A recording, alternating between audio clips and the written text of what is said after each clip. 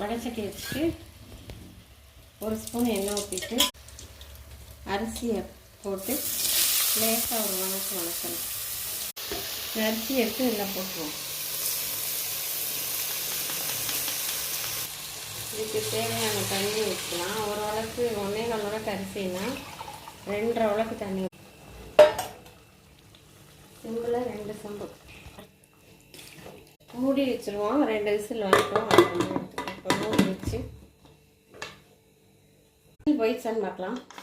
Whistle போயிடுச்சு. Whistle எடுத்து open பண்ணலாம். காளான் பிரியாணி ரெடி. கீழே எடுத்து வச்சுக்குவோம்.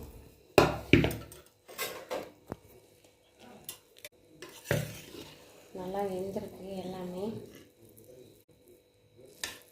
நீங்களும் இதே மாதிரி செஞ்சு சாப்பிடுங்க.